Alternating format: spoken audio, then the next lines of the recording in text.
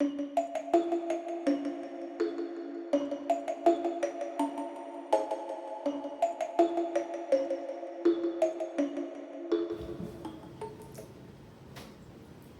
you still dealing with menopausal symptoms in your 60s?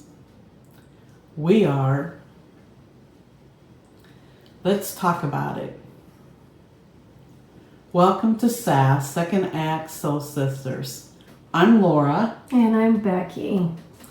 So we have six symptoms that we're going to go over. There's many more other symptoms on top of it, but we're going to do 6 that we... Probably the most common ones, I think. Yeah. Yeah. So the first one is hot flashes and night sweats that we want to go over. They're also known as vasomotor. They don't stop at 50. Symptoms continue on well into our 60s. And not sure about 70s. I'm not there yet.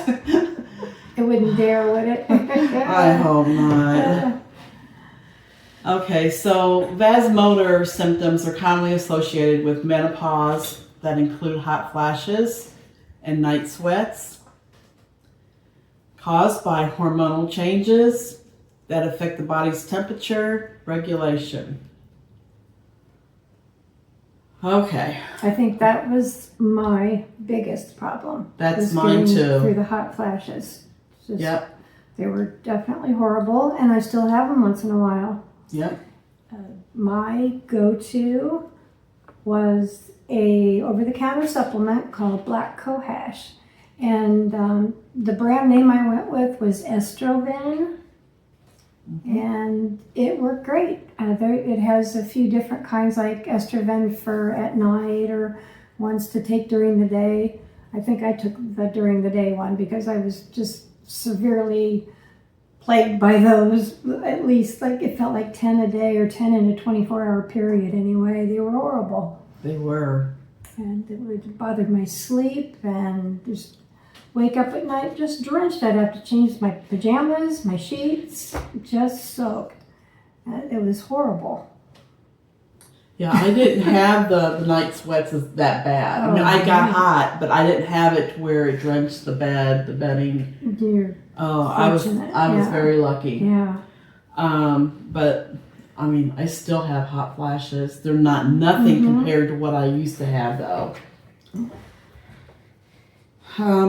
So that was my go-to, was the Estroven, but there are other ideas, like yes, sleeping on a gel pillow. I thought was a really good one. Yeah, that's what it says here, and it says to satin sheets is a good one. To avoid hot spicy foods and hot caffeine drinks at least 2 to 3 hours before bedtime. Yeah. It also suggested, when I say it or whatever, it's AI, suggested bedside misting fan, which I never used that, but I've always had a fan on me. Yeah. The fan's always been going. Okay. I've got a ceiling fan. I've always had a ceiling fan and it helps, but I always sleep with the sheet, even in the wintertime. Yeah, we were discussing this earlier about how it's more of not so much flashes anymore that we have, but we just sleep hotter than what we used to. Before menopause, it does not take much to get me where I'm hot, and then it ends up getting into like a hot flash. Yeah. Yeah, thank God for fans. And air conditioning. The next thing on the list that I have issues with is joint pain and stiffness. That is due to the estrogen decline that causes cartilage breakdown, muscle loss, and bone density, increasing the joint vulnerability.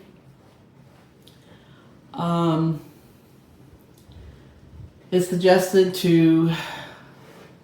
AI, to stay active with general and regular movement, low impact exercising, like walking. Walking is really good. Swimming is supposed to be very good on the joints. Yes. But with my weight, I'm not gonna get in the swimming suit yet. But walking, yes. If you're still working and you're sitting at a desk chair, just get up and move around a little bit. Just don't sit for long periods of time, because that will cause stiffness and joint pain.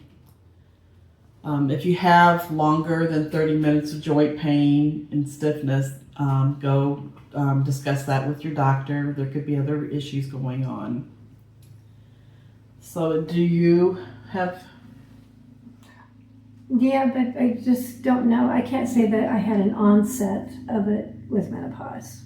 I think it's just probably something you know what else that brought it Yes, on. I think it, Sorry about my voice. it could be fibromyalgia. Right. So that's something you would need to discuss with your doctor too. Yeah. Um,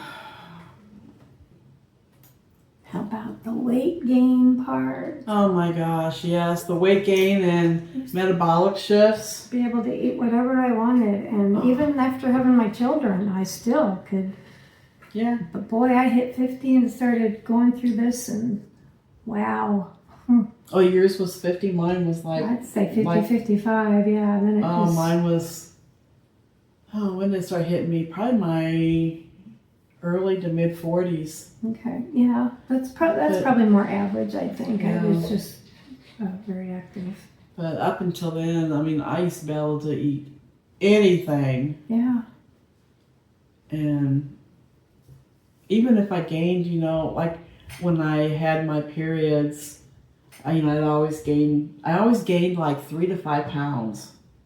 And I would pig out on sweets and all that. Yeah. And then as soon as I got done, go back and I lost it all. It's gone. Yeah. All I could do is eat good for a week and it'll be gone. Don't worry about it. And it would be like that too. Yeah. Yes, definitely. So now though, now that we have to watch what we eat. We got to. There's more than one reason you need to eat a healthier diet. It's not just because of menopausal symptoms, but you want to maintain a healthy weight. Yeah. Because you've got cardiovascular disease, and I don't know, you've got, what other diseases do you have? You name it. Yeah, I'm trying to think here. There's a lot. I can't think There's of a all lot the of things that diseases, can but creep up. Well, a lot of it is getting that visceral fat too around the spare tire, as we call it. Yeah, so that is almost a disease by itself anymore, because it's the body mass index, and keep that down because it causes cardio problems. Yeah. And cardiac problems. Excuse me. So there's it suggested some healthy diet plans. One is keto. There is a keto Mediterranean style diet that if you still like your pastas and that, you can do a keto Mediterranean. There's also a keto green. On the keto Mediterranean allows slightly more carbs, such as like fruits and vegetables. And the keto green diet is also, it's an ultra low carb, excluding most fruits. So all of these different diets, the keto diet, the keto Mediterranean, and the keto green, they all support weight loss, metabolic health, but your choice depends on your carb tolerance and your taste preference and your health goals. The next one on our list is dryness, thinning of hair, and hair loss.